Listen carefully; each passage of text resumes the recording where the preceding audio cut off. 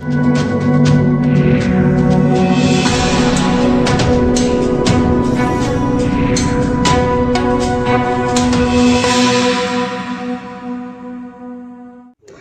दिन पहले भवाना के राजीव गांधी आवास योजना के जो फ्लैट थे वो धड़धड़ा कर गिर पड़े थे। अब मैं वहीं मौजूद हूँ और आज यहाँ पर कांग्रेस के दिल्ली प्रदेश अध्यक्ष चौधरी अनिल कुमार जो है वो फ्लैट है वो चारों तरफ से इसी तरह से खंडर के रूप में तब्दील कर दिए गए हैं। यहाँ के जो स्थानीय विधायक रह चुके हैं सुरेंद्र कुमार, वो भी कांग्रेस के तमाम जो कार्यकर्ता हैं वो यहाँ मौजूद हैं।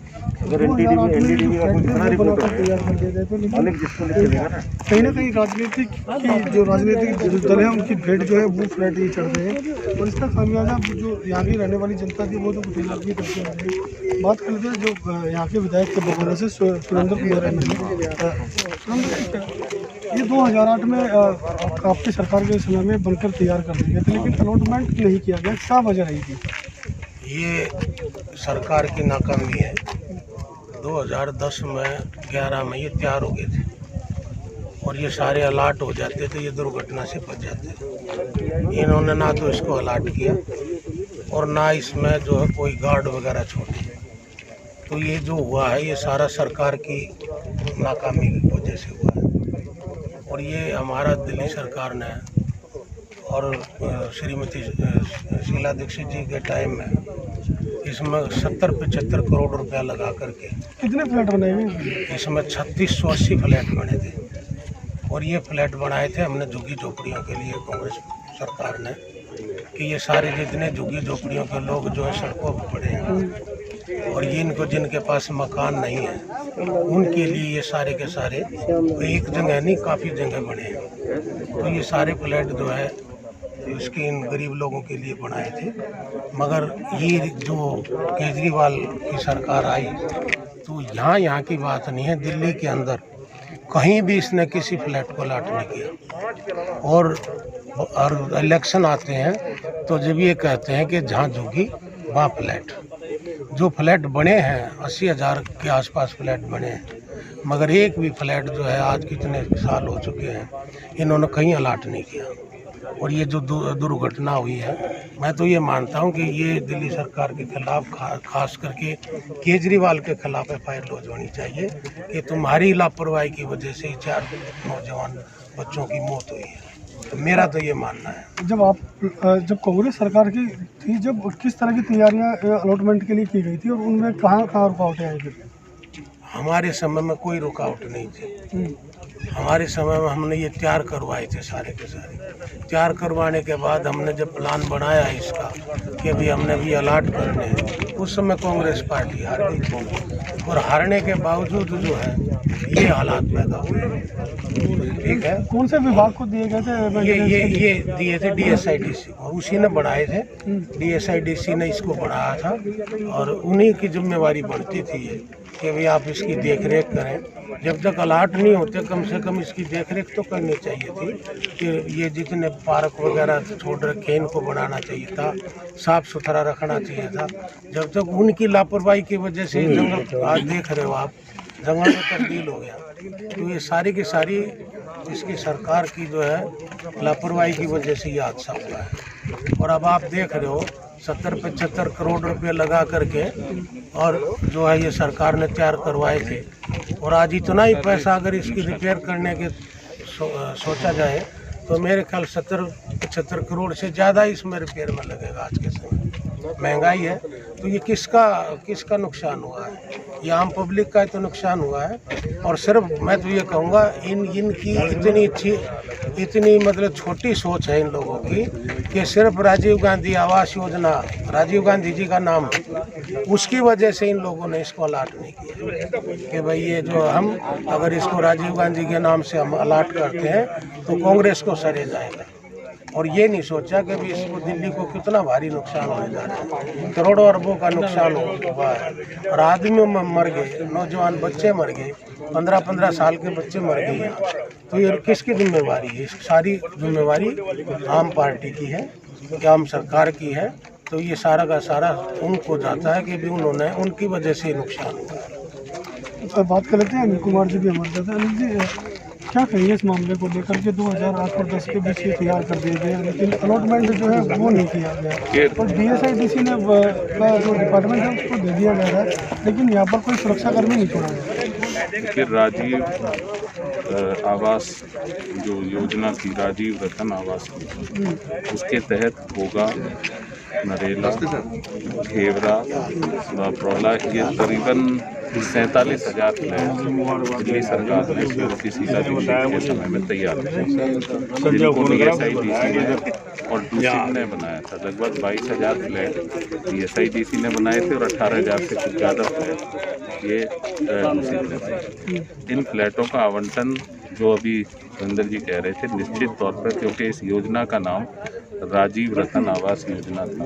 तो पहले तो नाम बदला गया मुख्यमंत्री आवास योजना, उसकी मुझे नहीं समझ आती कि क्या जरूरत थी, लेकिन बदल भी दिया तो इसको अलॉट होना चाहिए था। वो गरीब जो बेघर हैं, झुग्गी वाले हैं, 22 लाख लोग झुग्गियों में दिल्ली में रह रहे हैं, उनको अपनी छत मिलती, उनको अपना घर मिलता, उनको भी खुशी होती है, मेंटेन होते, अच्छी पोजीशन में होते। आज ये लगभग सारे फ्लैट इस हालात में है कि कम से कम आधे फ्लैटों में तो रिपेयर भी नहीं हो सकती। आप देखिए पूरे फ्लैटों के नीचे से उन्होंने लोहे की वजह से लोग इसको खोद के नीचे से ले गए हैं, तो ये दोबारा आसानी से रिपेयर भी नहीं हो सकते। ये तो डिसफंक्शनल टाइप हो गए कि पहले बने, अब इनको तोड़ो फिर नए सिरे से बनाओ। तो इतना बड़ा नुकसान, वो भी ऐसे समय में जब सरकारें वित्तीय परेशानियों से जूझ रही हैं और कोरोना के दौरान जो हालात हैं, उन परिवारों को अगर 47,000 परिवारों को अलॉट हो जाते तो लाखों लोग इज्जत सम्मान के साथ इनमें रहते। हमारे इस सरकार से ये पूछना है कि ये आपराधिक और लापरवाही जो है, ये निश्चित तौर पे गरीब आदमी पे बहुत बड़ा उतारा गया और साथ ही साथ इस योजना पे जो बड़ा सोच समझ के विजनरी सोच के साथ यहाँ रखी गई। आज ये बनने इनमें रह नहीं सकते, आप इनके हालात देख रहे हैं, रिपेयर भी नहीं हो सकते। तो ये सरकार उसकी घोर आपराधिक लापरवाही की जिम्मेदार है और इस सरकार को इस विषय पे जवाब देना चाहिए। ना सिर्फ आर्थिक नुकसान दिल्ली को उठाना पड़ रहा है, बल्कि अभी 4-5 लोगों की जान इसमें गई है। नौजवान थे, उनके मन में सपने होंगे, उनके मन में अपने भविष्य को लेके होगा। तो इस तरह की जो सोच है सरकारों की, वो नाकाबिले तारीफ है और निश्चित तौर पर इसकी घोर निंदा होगी। ये सरकार पूरी तरह उन गरीबों को मकान देने में फेल रही है जिनके ऑलरेडी बने हुए थे, जबकि कहते ही है कि हम तो वही झुग्गी वही मकान 5 किलोमीटर के दायरे में बड़ी बड़ी स्कीमें गरीब आदमी के लिए, झुग्गी वालों के लिए प्रचारित की, लेकिन ये सरकार सिर्फ प्रचार तक सीमित है। इस सरकार का जो मोटिव है कि भ्रमित करके प्रचार ज़्यादा से ज़्यादा हो कि हम सब गरीब आदमी को वहीं झुग्गी वहीं मकान देंगे। आज 47,000 मकान की हालत आप देख रहे हैं। नाम बदलने की बात करेंगे, क्या नाम रखा गया? राजीव रतन आवास योजना से मुख्यमंत्री आवास योजना इसको कर दिया। कुछ भी करें आप, आपकी सरकार है, लेकिन इसको अलॉट तो करते भी है। आज 47,000 फ्लैट हैं जो पूरी तरह तैयार थे, 2013 में इनका अलॉटमेंट होने के आसपास थे और आज 8 साल बाद भी हम ये चर्चा कर रहे हैं कि ये पूरी तरह एक तरह से डिसफंक्शनल से सारे मकानों की जर्जर हालत है और लोग इसमें हादसों के शिकार हो रहे हैं। आगे भी हादसे हो सकते हैं, ना कोई गार्ड है ना कोई सुरक्षा है और ये तो एक बहुत बड़ा क्राइम पॉइंट है। एक तरह से रात में यहाँ क्या होगा, कुछ भी क्राइम हो सकता है बड़े से बड़ा। तो ये आसपास के लोगों के लिए भय के भी वातावरण हो गया, आसपास के रहने वालों के लिए अपराधियों का संरक्षण की जगह भी ये हो गई। तो इतनी बड़ी लापरवाही सरकार की है जिसको बर्दाश्त नहीं किया जा सकता और कांग्रेस निश्चित तौर पर इनके खिलाफ आंदोलन इसके द्वारा करवाए हुए हैं वो भी धराशायी हो रहे हैं, क्या कहना चाहिए? देखिए अरविंद पंजाब में जाके बार बार बोलते हैं दिल्ली मॉडल जी। मुझे नहीं मालूम किस मॉडल की बात कर रहे हैं, लेकिन मुझे 2013 वाला मुख्यमंत्री जो आज बोलता है वो समझ में आता है एक झूठे व्यक्ति ने दिल्ली की जनता को गुमराह किया। दिल्ली के लोग समझ गए, लेकिन वो वहाँ झूठ बेचने गया हुआ है। आज जहाँ हम खड़े बवाना का क्षेत्र, ये जो खंडर इमारतें देख रहे हैं, वीरान इमारतें देख रहे हैं, ये इमारतें राजीव रत्न आवासीय योजना के तहत गरीब लोगों के लिए बनाई गई, बन के कंप्लीट। 2008 में एप्लीकेशंस मांगी गई, 2013 तक मकान भी बन के कंप्लीट हो गए थे। एप्लीकेशन आती है 2,77,000 से ज़्यादा। गरीबों को जो वादा कांग्रेस ने किया था रिटर्न में दिया था, रिटर्न में उसे 100 रुपए का आवेदन लिया गया था जी। और एक कॉन्ट्रैक्ट हुआ था कि आप लगभग 60,000 रुपए आप देंगे। मकान की कीमत जो है वो 3,34,000 रुपए के लगभग थी 2013 से पहले। गरीबों के सपने पूरे होने वाले थे, बाकी का अमाउंट सरकारों ने देना था। JNNURM के तहत ये स्कीम को जमीन पर ना केवल लाया गया बल्कि देख सकते हैं मकान बनके तैयार थे। एक होता है स्कीम घोषणा कर दी, जो अरविंद आए दिन घोषणा करते हैं, जो आपने सवाल पूछा, नया तो कुछ बना नहीं। ये सही बात है, जहां झुकी वही मकान का नारा दोनों पार्टियां देती थी, भाजपा और आम आदमी पार्टी। एक मकान जहां झुकी वही मकान का नहीं बना, नींव नहीं डली। और वो मेरी सरकार शीला जी की सरकार थी, जिसमें मैं MLA रहा। 2008 में स्कीम लॉन्च की गई और 2013 आते आते मकान बनके तैयार थे। लेकिन आज उन मकानों के नीचे लोग मर जाते हैं, बिल्डिंग गिर जाती है। ये पूरी इमारतें खंडर हैं, वीरान हैं। रोड पे चलने वाला इंसान नहीं दिखेगा, यहाँ जानवर नहीं दिखाई देगा। जहां बच्चों की किलकारी सुननी थी, पार्कों को आप देख सकते हैं क्या कीकर के खंडर नजर आते हैं। इसके लिए दोषी कौन? पंजाब में जाके दिल्ली मॉडल तो अरविंद जवाब दे। 4 लोगों की मृत्यु हो गई तो जिम्मेवार कौन? यहाँ चौकीदार नहीं थे तो जिम्मेदार कौन? असामाजिक तत्व यहाँ के असामाजिक गतिविधियां करते हैं तो जिम्मेदार कौन? यदि यहाँ की इमारतों की नींव तक काट करके लोहा निकालने वाले लोग दिन रात काम करते रहे तो जिम्मेदार और दोषी कौन? आपकी स्ट्रीट लाइट से वायर निकाल के ले जाते हैं, लाइट निकाल के ले जाते हैं। ये मैं दिखाना चाहता हूँ इमारत, ये किचन वाला पार्ट है जिसमें नई टाइल लगी हुई है। टोंटियां ले जाते हैं, पाइप ले जाते हैं, जिम्मेदार कौन? अरविंद अपने मकान पे करोड़ों रुपए खर्च कर लेते हैं, 30 से ज्यादा AC फिट कर लेते हैं, रातों रात नए आपका स्ट्रक्चर खड़ा हो जाता है। और पंजाब में कहते हैं जी हम तो सबके लिए काम करते हैं। सबके लिए काम किया होता तो 2,77,000 में से 40,000 लोग आज इन कॉलोनियों में रहते, जो नरेला, बवाना, घोगा जैसे एरिया में बनके तैयार है। ऐसा नहीं हुआ, लोगों के सपने तोड़े गए, नीयत साफ नहीं थी। नीयत साफ होती तो इस योजना का नाम मुख्यमंत्री अपने नाम से नहीं करते। मुख्यमंत्री आवासीय योजना, ये राजीव आवासीय योजना थी, गरीबों की योजना थी। गरीबों को मिलने वाले मकान थे, उनके सपने थे, जिन पे घर नहीं थे, बेघर लोगों के लिए योजना थी। उस योजना को खत्म कर दिया गया, बल्कि कहना चाहता हूँ मर्डर कर दिया गया इस योजना को। कांग्रेस की सर, कांग्रेस का अगला कदम क्या होने वाला है इस पूरे प्रकरण को लेके? देखिए, आज मैं यहाँ आया हूँ, अभी मैं उस परिवार से मिलने जा रहा हूँ जिनके मौतें हुई। हम फिर एक बार ये बात मैं खड़ा करना चाहता हूँ, अन्ना जी से पूछना चाहता हूँ। जन लोकपाल लोकायुक्त की बात करते थे, आखिर ये जो पैसा जो व्यर्थ हुआ है इसके लिए दोषी कौन है? मुख्यमंत्री दोषी है। हम इस पे कानूनी राय भी लेंगे। सरकार की कमी की वजह से ये योजना को खत्म कर दिया गया, इसमें तमाम जांच होनी चाहिए।